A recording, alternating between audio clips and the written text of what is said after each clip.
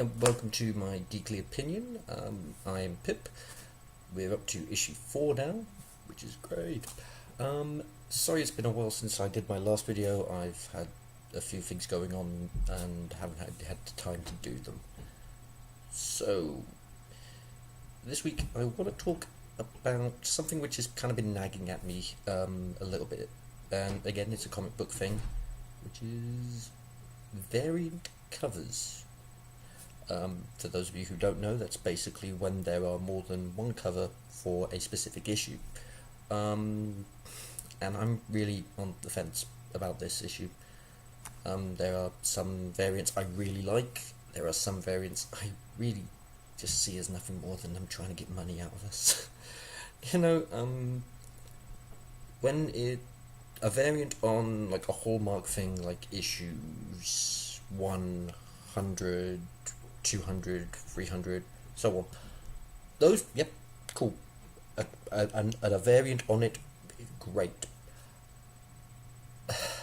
But there comes a point where it's really just, come on guys, we're not made of money. And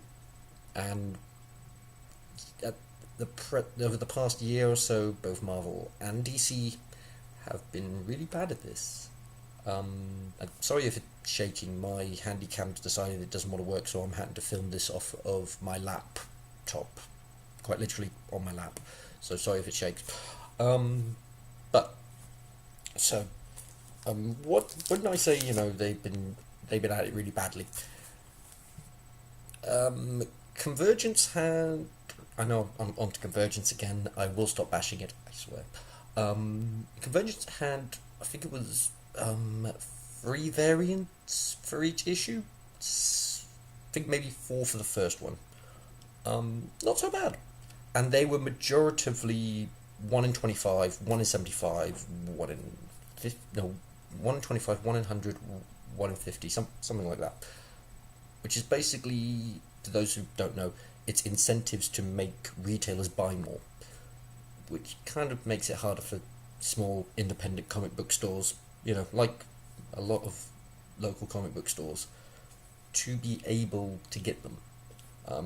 The store that I like going to here in Portsmouth to get my new stuff, yeah, the guy very rarely gets variants in because to be able to get a couple of variants in, he needs to order 60, 70 copies of something which he might not sell. And when you're a small independent business, you can't really afford to have that stuff lying around. So yeah, this is one of the reasons I really don't like variants, because it's not the case of 1 in 25, you order 25, the 25th one will be the variant. No, it's you have to order 25 to get one, and 50 to get another one. So if you have if you have 2 customers coming in and saying they want those variants, that's 100, 75 to 100 copies you've got to order to get those 2 variants. Yeah, that's not going to happen. Let's be realistic. Unless you're Forbidden Planet, it's not going to happen. So, that's the negative side of my view on variants. Positive side is you get some absolutely fantastic things. There is a set of variants I'm currently collecting, which is the Secret Wars. I am collecting the standard issues and I am collecting the variant issues. Now, the standard issues, as I go to my great big pile of comics here. The joy of a great big pile of comics. This is your standard Secret Wars cover with some absolutely beautiful art. I don't care who you are, that's really nice art. And there's the issue 2, which is really nice. And here are the set of variants I'm collecting, which are the action figure variants. And these, I really like these. These are cool. Very reminiscent of the old actual action figures used to be packaged like this when they did back in the day. Now, if it was just that cover and that cover, yeah, okay, cool, no variants. It's a limited run, fine. But it's not that. Marvel have really been bad this year for variant covers. I think for every issue of Secret Wars, Well, for issue 1, there were so many variants, retailer exclusive variants, um, 1 in 25s, one in this, one in that one, and then there was the it's a variant.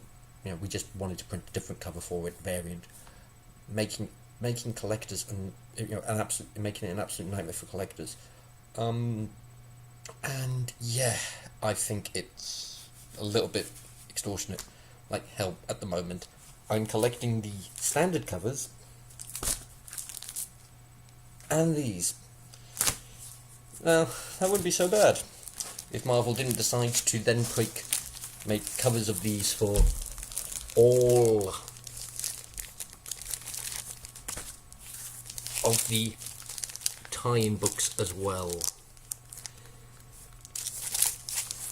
Secret Wars isn't over, and the action figure variant set that I have here is over 20 comics. See that? That's all double stacked. That's a huge set, which is kind of a nightmare, and I really don't want to have a look at the receipts at the end of it all, because that's going to make me very unhappy. And just to prove you, here are my standard copies of Secret Wars, including the free comic book day one, which was not easy to get. I actually had to work hard to get that.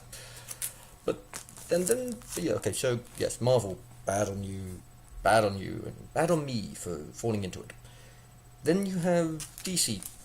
Obviously, I've scolded Marvel for their issue, for them doing theirs. Well, hey, look, DC's not exempt from this as well. They do it as well, just as bad. For issue 40 of Batman, the absolutely beautiful Snyder run, issue 40, which, for anyone who hasn't read it, why not? It's great. Read it. I won't spoil it. This is the variant cover that I had to get. This was during their movie homage month, so there was a variant cover for a lot of the titles which linked to a movie. This was my favourite of all of them, so I was like, yeah, I'm getting it. And then I read it, I was like, wow, I got something amazing here. Then the following month was the anniversary of the Joker, so they did Joker variant covers. This is issue 41. This is the standard issue 41. They did a few, and I think there was at least another 3, maybe 4 variant covers on top of that. Now, with the recent Marvel issue 1s, there was another set of variants on all of those. There was Scotty Young variants, there was action figure variants, there was the hip hop album variants. I believe there were also 1 in 75 variants as well.